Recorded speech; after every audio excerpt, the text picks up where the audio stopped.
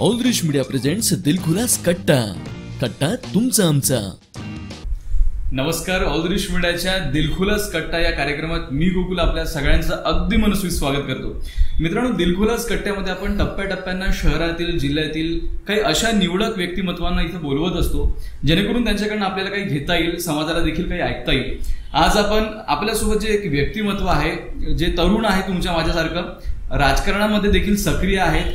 आपल्यासोबत युवा सेनेचे जिल्हा प्रमुख विशालजी गणात्रा सर आहेत. सर, सगळ्यात पहिले आपलं ऑलरिश मीडियामध्ये खूप खूप स्वागत सर. खूप खूप धन्यवाद. खऱ्या अर्थानं तुम्ही युवा सेनेमध्ये कार्यरत आहात, सामाजिक कार्यकर्ते म्हणून ते काम करतात. गुजराती लोहारा समाजाचे सर्वात यंगेस्ट ट्रस्टी म्हणून ते आहेत. सोबतच राष्ट्रीय लेवलचे क्रिकेट प्लेयर देखील ते आहेत आणि सामाजिक कार्य करता करता अनेक ठिकाणी ते मदत करत असतात. बीच में जो 2 साल हम सभी एक त्रासदी में थे कोरोना के, तो आप एक बिजनेसमैन है, आपका होटल है, तो आपने अनेकों लोगों को मदद किया है, तो उस बारे में भी जरा दर्शकों को बताइए. हम लोग लॉकडाउन के टाइम में रेस्टोरेंट टेक अवे ही चला रहे थे, तो हमारा स्टाफ ऐसे खाली ही था और हम लोग ने डिसाइड किया, कुछ फ्रेंड्स हैं मेरे, रोहित वगैरह, सब ने मिलकर डिसाइड किया कि कुछ करते हैं, खाना वाना खिला सकते हैं अपन. तो हम लोगों ने स्टार्ट किया कि हम 40-50 लोगों को कम से कम खाना खिलाते हैं. हम 5-7 लोगों ने मिलकर वो स्टार्ट किया. तो अब स्टार्ट किया, उधारी में माल लाया और किचन था, स्टाफ था, स्टार्ट किया, सोशल मीडिया पे पोस्ट किया, तो इतना डोनेशन आने लगा कि हम लोग ही हैरान थे कि इतना डोनेशन कैसे आ रहा है. यानी इवन फॉरेन से भी डोनेशन, डॉलर्स में डोनेशन आ रहे थे, जो यवतमाल में, यानी होम टाउन जिनका यवतमाल है, जो बाहर पढ़ रहे हैं, बिजनेस कर रहे हैं. तो ऐसा करते करते एक बहुत बड़ा अमाउंट जमा हो गया, जिससे हम 2 महीने तक 200 से 250 लोगों को रोज खाना खिला रहे थे और बढ़िया क्वालिटी का, अच्छी पैकेजिंग में हायजेनिक खाना खिला रहे थे. शहरातल्या ब्युटिफिकेशन संदर्भात, म्हणजे शहर सुंदर कसं राहता येईल किंवा त्याला अजून चांगलं कसं करता येईल याच्यावर देखील आपलं एक वेगळं मत आहे, ते देखील आपण सांगावं. जसं मी सांगितलं की जीएमसी मध्ये आम्ही जेवण 2 महिन्यासाठी चालवलं, तर आम्हाला डोनेशन आला. त्या डोनेशनवर थोडंसं एक्सेस डोनेशन भेटलं, तर आम्ही स्टेट बँक चौक ते पोस्ट ऑफिस चौकात जे झाडं लावले आहे, मोठे मोठे झाडं लावले आहे, म्हणजे फुल्ली ग्रोन झाड लावले, तर ते झाडं लावले ब्युटिफिकेशनसाठी. आणि त्या झाडाला स्पॉन्सर्स म्हणून एक नाव दिलं, प्लेटी लावल्या आहे नावाच्या. तर त्यांच्याकडूनही डोनेशन आम्हाला भेटलं आणखी. तर त्या डोनेशननी आम्ही आता LED आणलेली आहेत, ते लावायचे आहेत. पण LED स्ट्रीट लाईट्सवर जसे एअरपोर्टच्या समोर आहे नागपूरला, तसं आम्ही इकडे लावणार आहात. तर ते ब्युटिफिकेशनचं ते आमचं प्लॅनिंग आहे. नागरिकांनी आणि तरुणांनी देखील शहराच्या विकासामध्ये कशा पद्धतीने सहभाग त्यांना होता येईल. तुम्ही एक युथ आहात, तुमच्याकडे अनेक कन्सेप्ट आहेत, तर प्रत्येक नागरिकांना जर सहभागी व्हायचं असेल, ठीक आहे, पैशाने तो सहभागी नहीं हो शकेल, परंतु किस हिसाब से वो इस डेवलपमेंट का हिस्सा हो सकता है. बिल्कुल, मेरा तो बोलना है कि यूथ ने, स्पेशली यूथ ने, जो इंटरनेट पे आपस में झगड़े कर लेते हैं, ये पक्ष का हूं, वो पक्ष का हूं करके, लेकिन कोई एक्शन नहीं ले पाता है. तो मेरा यूथ से यही रिक्वेस्ट है कि सामने आए. और अभी नगर परिषद के इलेक्शंस आ रहे हैं जी, वार्ड की रचना ऑलमोस्ट होने पे है, तो मैं सभी यूथ से रिक्वेस्ट करूंगा कि वो एक्टिवली पार्टिसिपेट, कंटेस्ट करे, खड़े रहे. इलेक्शन में खड़े रहने से क्या होगा, आपको पता चलेगा क्या चल रहा क्या नहीं चल रहा. नगर परिषदचा विषय तुम्ही काढला. नगर परिषदच्या, जिल्हा परिषदच्या अंडरमध्ये येणाऱ्या अनेक शाळा आहेत, सरकारी स्कूल आहे, तर त्याची जी अवस्था आहे संपूर्ण शहरामध्ये ती अतिशय दयनीय आहे. लोगों को जाना अच्छा नहीं लगता, बच्चों को पढ़ना अच्छा नहीं लगता. तर त्या संदर्भात एक युथ म्हणून काय विचार करता, किंवा जर उदाहरणार्थ जर कोणाला जर त्याच्यात देखील पार्टिसिपेट करायचं असेल, तर शाळा डेव्हलप कशी करू शकेल एखादा व्यक्ती. बिल्कुल, बहुत अच्छा सवाल किया आपने. एक्चुअली अपने यहाँ पे जो म्युनिसिपल स्कूल है या जो गवर्नमेंट स्कूल है, आज जो यवतमाल के बहुत से सक्सेसफुल जो बड़े बड़े लोग हैं यवतमाल के, वो वहीं से पढ़ के निकले हुए हैं और हम लोग वहीं ध्यान नहीं दे रहे. तो हमारे पास एक, मैंने देखा हुआ, जीरो ग्रेविटी करके एक संस्था है नागपुर की, मेरे ख्याल से जिचकार सर की है, तो उनका यहाँ पे भी है. अब एग्जांपल दे रहा हूँ, जैसे उन्होंने वॉल पेंटिंग किया हुआ है, जीएमसी में वॉल पेंटिंग किया है, तहसील चौक पे किया है. वो स्कूल अडॉप्ट करते हैं, स्कूल क्लीन करते हैं, वहाँ पेंटिंग करते हैं, एक अच्छा एटमॉस्फियर बनाते हैं. उसी तरह एक उनका कंसेप्ट ऐसा है कि जो पढ़ते हुए बच्चे हैं, यूथ है, वो कोई इंग्लिश पढ़ाने जा रहा है, कोई मैथ्स पढ़ाने जा रहा है, कोई साइंस, जिसका जो सब्जेक्ट है हफ्ते में 2 दिन वो आराम से पढ़ाएगा. एग्जैक्टली. तो वो उससे जो वहाँ बच्चे हैं उनको फ्री में एक अच्छा एजुकेशन मिलेगा और उनको इंटरेस्ट आएगा वहाँ पढ़ने का. नक्कीच. शाळेचा विषय झाला. खेळासंदर्भात देखील आपण जसे थोड्या वेळापूर्वी बोललो की खेळासंदर्भात काय काय करता येईल किंवा जे स्थानिक नगरसेवक असतील किंवा जे काही संबंधित मंत्री असतील, आमदार असतील, तर त्यांनी काय असं पाऊल ठेवायला पाहिजे जेणेकरून मॅक्झिमम खेळाडू आपले बाहेर निघतील, त्यांना रिस्पेक्टिव्ह त्या खेळामध्ये अचीव काही करता येईल. बहुत ही फेवरेट टॉपिक है. स्पोर्ट्स यानी जो छोटे बच्चे हैं, स्पेशली 5 साल के आसपास की जो एज है, तो अगर उसको स्पोर्ट्स से लगाव हो गया तो उसका जो एक स्पैन रहता है 8, 9, 10th का, वो ना पूरा फोकस स्पोर्ट्स में रहेगा और पढ़ाई में रहेगा. तो वो इधर उधर जो अभी आजकल बच्चे बहुत बढ़ गया है, बहुत सारे जो नहीं करना चाहिए वो चीजें कर रहे हैं, तो स्पेशली वो तरफ फोकस रहेगा तो ये चीजें निकल जाती है. और 16 साल का हो गया 15, तो वो अपने हिसाब से अच्छा एक अच्छा नागरिक अपने यवतमाल को मिल सकता है स्पोर्ट्स से. तो स्पोर्ट्स बहुत ज्यादा इंपॉर्टेंट है. इसलिए एक सॉल्यूशन ऐसा है कि जो मैनेजमेंट है, मैनेजमेंट में कंपलसरी ये रहना चाहिए, मैनेजमेंट होना चाहिए प्लस वो प्लेयर रहना चाहिए जी. अब कोई पॉलिटिकल व्यक्ति लीड कर रहा है तो उसको प्लेयर्स की प्रॉब्लम्स नहीं मालूम है, तो वो प्लेयर ही, जैसे आज सौरव गांगुली बीसीसीआई प्रेसिडेंट है, तो रिजल्ट सब देख ही रहे हैं जी. तो यहाँ भी लोकल लेवल पे जो प्लेयर है, जो जैसे हमारे दीपक जोशी सर क्रिकेट के बहुत अच्छे प्लेयर अंडर 19 खेले, तो वो एकेडमी चला रहे. अब वहां से जो बच्चे निकल रहे, रिजल्ट पूरा यवतमाल देख रहा है. ऐसे ही सारे स्पोर्ट्स में जो प्लेयर बेस्ट प्लेयर है उसी को वहां का मैनेजमेंट मिलना चाहिए. नगर परिषदच्या इलेक्शन्स आहेत विशालजी येत्या काही काळामध्ये, तर स्थानिक जे मुद्दे असतात, रस्त्याचे, नालीचे, पाण्याचे, शाळेचे, डुकराचे, कचऱ्याचे, हे तर मुद्दे आहेतच, पण याच्या पलीकडे नगरसेवकांना काय करावं, एक युथ म्हणून काय वाटतं, याच्या पलीकडे काही आहे का? मग बिलकुल आहेत. हे तर म्हणजे हे नगरसेवकांना कंपल्सरी विषय आहे. रस्ते नाले हे तर कंपल्सरी करायच लागणार आहे. पण त्याच्या व्यतिरिक्त उसके अलावा भी जो मेन विषय है, वाईफाई है, फ्री वाईफाई दे सकते हैं, फ्री एजुकेशन है. हर वार्ड में हम लोग एक डिस्पेंसरी यानी छोटा सा मोहल्ला क्लिनिक जैसा, क्योंकि हर आदमी को कहीं थोड़ा सा सर्दी बुखार है तो वो मेडिकल स्टोर में जाता है और एक भैया मेरा पेट दुख रहा है, सर्दी है, वो दवाई. वैसा नहीं, वो प्रॉपर डॉक्टर के पास जाएगा, वो मिलेगा. अगर मेजर प्रॉब्लम है तो उसको आगे भेज सकेंगे. तो ये जो सारी चीजें हैं ये वो इम्पोर्टेंट है. सेकेंडली स्किल डेवलपमेंट जी. स्किल डेवलपमेंट सेंटर्स अपन हर वार्ड में रख सकते हैं. तो हर वार्ड में, मतलब ये पॉसिबल है? बिल्कुल पॉसिबल है, बिल्कुल पॉसिबल है. अगर करना चाहेंगे तो पॉसिबल है. और अगर लोगों के अच्छे के लिए हो रहा है तो लोग भी सपोर्ट करेंगे. तो स्किल डेवलपमेंट में रोजगार भी अपन क्रिएट कर सकते. एग्जैक्टली. स्किल डेवलपमेंट इसीलिए कि अपन रोजगार डेवलप कर सके. बहुत सारे लोग हैं जो कुछ कारणवश पढ़ नहीं पाते, 9, 10th हो जाता है लेकिन आगे उनका कुछ नहीं हो पाता है. जैसे बहुत सारे महिलाएं हैं, हम लोग स्टिचिंग के क्लासेस दे सकते हैं, टाइप राइटिंग है, कुछ टेक्निकल स्टडीज, छोटे छोटे मोबाइल रिपेयरिंग है, इलेक्ट्रॉनिक रिपेयरिंग है, तो ये हम लोग करके डेवलप कर सकते हैं. एकंदरीत विशालजींसोबत चर्चा करत असताना अनेक मुद्द्यांवर मला देखील चांगली माहिती मिळाली, आपल्याला देखील मिळाली असेल. एक अजून एक विषय आहे दादा, की युवकांचं जे राजकारणामध्ये पाऊल आहे ते फार कमी आहे. उदाहरणार्थ तुम्ही आज जिल्हा प्रमुख आहात युवा सेनेचे. एक लोकांना, युवकांना विशेष करून रस नाही आहे राजकारणामध्ये, वो जाना नहीं चाहते. तर ही का बरं असेल असं सगळं एकंदरीत? ऍक्च्युली ना असं काही नाही आहे. राजकारणामध्ये एक प्रोसिजर आहे, कोणतेही एक लीगल प्रोसिजर. आपलं ज्युडिशरी स्ट्रॉन्ग आहे, एकदम ज्युडिशरी स्ट्रॉन्ग है. अभी अपने एसपी साहब है, एकदम स्ट्रॉन्ग है. तुम ऐसा सोच ऐसी बनी हुई है कि थोड़ा सा गंद है, पॉलिटिक्स डर्टी है, बट ऐसा कुछ नहीं है. तुम प्रोसीजर वाइज आप चलोगे, काम करोगे, किसी भी पक्ष के लिए. अब मेरा बैकग्राउंड कुछ भी नहीं है लेकिन मेरे को चांस आदित्य साहब की वजह से मिला है, तो हर किसी को मिल सकता है. जब मुझे मिल सकता है तो हर किसी को मिल सकता है. तो मैं सभी से रिक्वेस्ट करूंगा कि थोड़ा सा ही टाइम निकालना पड़ता है. ऐसा नहीं है कि आपको फुल टाइम पॉलिटिक्स करना है. अब सोशल मीडिया और इंटरनेट के जमाने में हम लोग स्मार्ट वर्क करना है. जरूरी नहीं है हर जगह अपन जाना है. विशालजी, शहरामध्ये असेल किंवा विदर्भात किंवा संपूर्ण महाराष्ट्रात अनेक असा ऑर्गनायझेशन्स आहेत, उदाहरणार्थ रोटरी क्लब असेल किंवा इतर देखील आहेत. त्यांचा आधार घेऊन आपण आपल्या शहरात, प्रभागात काही विकास करू शकतो, त्याचा काही फायदा होऊ शकतो? बिल्कुल. जैसे रोटरी क्लब है, लायंस क्लब है, और भी एनजीओज है बहुत सारे. इन लोग, ये जो ऑर्गेनाइजेशन में मेंबर्स है, प्रेसिडेंट्स है, ये बहुत ही यानी बढ़िया पर्सनालिटी, डायनामिक पर्सनालिटीज है. इनके पास विजन है, आइडियाज है. तो इन लोगों के हेल्प से, सपोर्ट से हम लोग हर प्रभाग में, हर वार्ड में बहुत सारी अच्छी चीजें कर सकते हैं, जिससे सिटीजन्स को फायदा हो, जिससे वार्ड में सही में डेव्हलपमेंट क्या आहे हे पता चलेल. म्हणजे प्रॉपर एक्झिक्युशन करणं फार महत्वाचं आहे.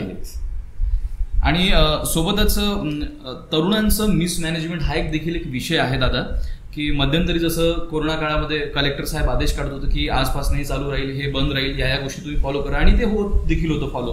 परंतु आज तितकंसं महत्व राहिलं नाहीये, किंवा प्रॉपर त्याला आपण काय मिसमॅनेजमेंटच म्हणू युथ मध्ये. त्याबद्दल काय मत पडतं आपल्या एकंदरीत? इंटरनेट एकदम बेसिक झालेला आहे. 4G 5G पर्यंत आपण चाललोय. यानी अपन इंटरनेट का यूज एडमिनिस्ट्रेशन में हर छोटे छोटे दुकानदार ले रहे हैं, लेकिन एडमिनिस्ट्रेशन में अगर सरकार नहीं लेंगी तो कैसा होगा? जैसे अपने जो भी कलेक्टर साहब के आदेश आते थे 2 घंटे में वायरल हो जाते थे जी, लेकिन सिर्फ आदेश पुरता क्यों? हर चीज ट्रांसपेरेंट रह सकती, हर चीज हर सिटीजन को मालूम रह सकती. कुछ भी छोटे मोटे डिसीजन हो रहे तो पता चल सकता हर सिटीजन को. हो सकता है वो सिटीजन इनपुट दे वापस कि अरे नहीं, कल ये पता चला ऐसा कर रहे, आप ऐसा करोगे तो और अच्छा होगा. तो त्यांचा इन्वॉल्वमेंट पण राहील, यानी उन लोग का भी इन्वॉल्वमेंट रहेगा कि नहीं यार, मेरा वार्ड है, मेरा प्रभाग है, मैं और इसको अच्छे से कैसे रखू. म्हणजे तरुणांनी अपडेटेड राहणं फार गरजेचं आहे. तरुण अपडेटेड आहेच, पण जे मॅनेजमेंट आणि ऍडमिनिस्ट्रेशन आहे त्यांनी अपडेटेड राहणं महत्वाचं आहे मॅनेजमेंटसाठी. और एक इम्पॉर्टेंट बात ये रहेगी है, जैसे कोरोना में जब सेकेंड जब वेव आई उसके पहले बहुत ही अच्छी फैसिलिटीज जीएमसी में थी, अपने गवर्नमेंट मेडिकल कॉलेज में थी. वहां पे खाना बढ़िया आ रहा था, डॉक्टर्स, ट्रीटमेंट्स, और एक भरोसा था वहां जाएंगे तो सेफ रहेंगे. इवन मेरे पेरेंट्स को भी वहीं हम लोगों ने एडमिट किया था, तो बहुत बेहतरीन फैसिलिटीज थी गवर्नमेंट मेडिकल कॉलेज में. सिमिलरली गवर्नमेंट के सारे इंफ्रास्ट्रक्चर बहुत तगड़े हैं, लेकिन वहां पे मैनेजमेंट करने के लिए मुझे ऐसा लगता है कि यूथ ने सामने आना चाहिए, तो बेहतर से बेहतर रिजल्ट्स हम सिटीजन्स को, अपने वार्ड मेंबर्स को दे सकेंगे. जैसे स्कूल है, स्कूल में मैं स्कूल का बताया आपको कि वहाँ जो टीचर्स है, स्टाफ है, उनको भी हम लोग अच्छे से अच्छी ट्रेनिंग दे सकते हैं. बहुत इजीली हम लोग उनको स्किल डेवलपमेंट के हिसाब से ट्रेनिंग टीचर्स को दे सकते हैं, जिससे टीचर्स अपने जो बच्चे हैं उनको दे सके. हमेशा कहते हैं ना कि बच्चे ही देश का भविष्य है जी, तो बच्चे ही मेन है आज की तारीख में. तो बच्चों पे अपन फोकस करना बहुत ज्यादा जरूरी है, और बच्चों को अच्छा एजुकेशन, अच्छा एक स्पोर्ट, अच्छा फिटनेस और अच्छा मार्गदर्शन बहुत जरूरी है. मार्केट में या फिर शहर में बहुत सारे पक्ष है, लेकिन युवा सेना जो शिवसेना की शाखा है उसमें क्यों आपको जाना अच्छा लगा विशाल जी? मैं शुरुआत से बताता हूँ. जो माननीय मुख्यमंत्री अपने उद्धव जी ठाकरे हैं, उनके जो विचार है, बहुत बेसिक एक थॉट है उनका कि जब बाला साहब इतना ह्यूज एम्पायर छोड़ के गए थे जी, तो ऐसा था कि शिवसेना प्रमुख बाला साहेब ठाकरे, उन्होंने वो पोस्ट नहीं ली, उन्होंने एक नई पोस्ट बनाई, पक्ष प्रमुख जी, शिवसेना पक्ष प्रमुख उद्धव जी ठाकरे जी. तो ये जो डिफरेंस है विचारों का, उन्होंने बोला कि मैं बाला साहेब जैसा नहीं हूं, मैं बाला साहेब नहीं हूं और बन भी नहीं सकता. उनकी एक अलग शैली है, वो शांत है, काम है, पेशेंटली वो हैंडल करते हैं, और वो हिसाब से. और आदित्य जी ठाकरे जो हमारे युवा सेना के प्रमुख है, उन्होंने जो सिंसियरिटी से काम दिखाया है, मैं फॉलो बहुत करता था, लेकिन मैंने जब यवतमाल में जब वो आने वाले थे जन आंदोलन के लिए, तो जब वो आए तो मैं उनके साथ था, कंटिन्यू साथ था, लेकिन उन्होंने खाना पीना भी प्रेफर नहीं करते हुए जो काम और जो शेड्यूल फॉलो करना था, तो जो उनकी सिंसियरिटी थी वो बहुत अपीलिंग पहले भी लगती थी, अब तो मैं श्योर हूँ उसके बारे में. उसके बाद हमारे संजू भाऊ राठौड़ जी, जो यानी लोक नेते जिसको बोलते हैं, मैं एक छोटा सा एग्जांपल दूंगा कि उनका बर्थडे था अभी रिसेंटली 31 जून को, तो कम से कम 7 से 8 हजार लोग उनको मिलने आए थे. जो मैं सुबह उनके साथ 9 से शाम के 6 बजे तक था. एक इंसान को वो भले ही 2 सेकंड के लिए क्यों नहीं, लेकिन ऐसे पर्सनल टच देके मिल रहे थे, सबसे मिल रहे थे वो. हाँ, सबसे मिल रहे थे. 7 से 8 हजार लोगों से पर्सनली कनेक्ट, किसी को हक कर रहे हैं, किसी के पाँव पड़ रहे हैं, किसी के साथ सेल्फी ले रहे हैं. तो वो जो एक लोक नेता होना चाहिए एग्जैक्टली, तो वो संजू भाऊ के रूप में हमारे पास है, तो वो और भी इंस्पायरिंग है. उसके बाद हमारे जो जिला प्रमुख है शिवसेना के, पराग जी पिंगड़े, पराग भाव का ऐसा है कि वो हमारे राहुल द्रविड़ है, वो सारा काम कर लेते हैं लेकिन क्रेडिट कभी नहीं लेते। और उनका ऐसा है कि जब वो शहर प्रमुख थे 2-3 साल में उन्होंने इतना बढ़िया काम किया कि पक्ष ने उनको इतनी बड़ी जवाबदारी दी। और पक्ष का आपको इम्पोर्टेंस और उनका नीचे ग्राउंड लेवल के कार्यकर्ताओं पे जो पकड़ या नजर है, उसका एक एग्जांपल देता हूँ कि जो संतोष जी धौले है हमारे, अब 2014 में जब उनको टिकट मिला, यार एकदम सिंपल सा, सिर्फ हॉस्पिटल में लोगों के काम करने वाला बंदा, कुछ भी उसका बैकग्राउंड नहीं, कुछ भी नहीं, लेकिन उनको टिकट मिलना, अब ये कितनी बड़ी सोच और उनका सामान्य कार्यकर्ताओं को टिकट मिल रहा है। एग्जैक्टली। और वो सिर्फ 1200 वोट से, मेरे ख्याल से 1300 वोट से, वो भी मोदी लहर में, यानी मोदी जी का जो 14 में लहर था, तो वो फाइटिंग डायरेक्ट उनका मोदी जी से था और वो 1200 वोट से गिरा, ऐसा मेरे को लगता है। इनके साथ शिवसेना जिला प्रमुख राजेंद्र जी गायकवाड़ हमेशा मेरे मार्गदर्शक रहे हैं। और नगर परिषद की बात आए और बाला साहेब चौधरी का नाम ना है, ऐसा हो ही नहीं सकता। बाला साहब ने यवतमाल को महाराष्ट्र में नंबर 1 का दर्जा दिलाया हुआ है।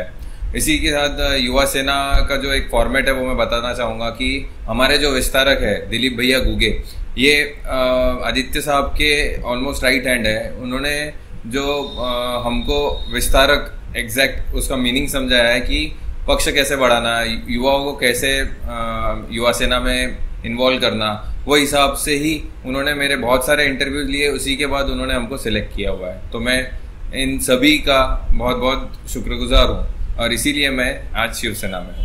तो पार्टी जिस हिसाब से ध्यान दे रही है, जैसे मैं हूँ, मेरा जीरो पॉलिटिकल बैकग्राउंड नहीं है, मैं मेरा छोटा सा होटल रेस्टोरेंट चलाता हूँ, तो मेरे को भी उन्होंने चांस दिया। विशाल जी, तकरीबन कितने साल महीने आपको युवा सेना में हो गए? मेरे को टोटल 4 साल हो गए। और युवा सेना जिला प्रमुख आप कब बने फिर? लास्ट फेब में बना हूँ, फरवरी से। तो बचपन से ही आपको पॉलिटिक्स में इंटरेस्ट था या फिर अभी कुछ अच्छा लगा कि चलो यूथ इन पॉलिटिक्स ज्वाइन करते? नहीं, बिल्कुल भी नहीं, बचपन से बिल्कुल भी ऐसा कोई इंटरेस्ट नहीं था। बचपन से क्रिकेट में ही इंटरेस्ट था। लेकिन और आप बीच में मतलब अभी भी एक बेहतरीन प्लेयर देखिए है आप, तो राष्ट्रीय लेवल के क्रिकेट प्लेयर है, तो उसके बारे में क्या बताएंगे हमारे दर्शकों को? मैं 2000 से 2000 से मैं नागपुर में खेला हूँ। नागपुर में जो विदर्भ क्रिकेट एसोसिएशन सदर में है, हम लोग वहीं रहते थे। हमको मौका मिला, यहाँ पद्मविलास क्रिकेट क्लब का मैं प्लेयर हूँ। फिर वहाँ पे जैसे विदर्भ टीम में खेलने का मौका मिला अंडर 14 में, फिर अंडर 16 खेले, वैसे कंटिन्यू करते करते अंडर 22 तक खेला हूँ मैं। 2008 से फिर थोड़ा सा मेरा करियर क्रिकेट का स्लो डाउन हुआ, जो भी रीजन है। फिर यहाँ आके फिर यूनिवर्सिटी खेला हूँ मैं कंटिन्यू 3-4 साल। तो ये जो क्रिकेट का सफर था वो बहुत कुछ सिखा के जाता है कि परफॉर्मेंस क्या होता है, सबको लेके कैसे चलना है, सिलेक्टर्स को क्या चाहिए, मैनेजर को क्या चाहिए, फिजियो एग्जैक्ट क्या डिमांड करता है। शहर में भी बहुत सारे प्लेयर हैं, मतलब क्रिकेट में भी हो या फिर और भी कुछ खेलों में हो, लेकिन उस हिसाब से प्लेयर निकल नहीं पाते राष्ट्रीय लेवल के लिए। तो उस बारे में क्या विचार है, क्या कहना चाहेंगे? बहुत ही, यानी मेरा फेवरेट टॉपिक है ये कि जो प्लेयर रहते हैं, जो प्लेयर इमोशन है, वो समझने वाला मैनेजमेंट चाहिए। तो जो प्लेयर इमोशन समझे, जो प्लेयर साल भर मेहनत करता है और कहीं कोई अंपायर उंगली उठा के आउट दे देता है, उसका करियर थोड़ा सा और यहाँ जो मैनेजमेंट है, जो कोचेस है, वो लेवल से आ नहीं पाते, थोडे अंडरपेड है। तो वो सारी चीजें हैं जिसपे वर्क करना बहुत इम्पॉर्टंट। सोबतच मला शेवटचा प्रश्न तुम्हाला घ्यायला आवडेल की जे कोणी आपले ऑलरेडी मराठीचे चॅनल बघणारे आहेत, सगळे तरुण असतील, महिला असतील, पुरुष असतील, सगळेजण, युवकांसाठी काय संदेश द्याल विशालजी?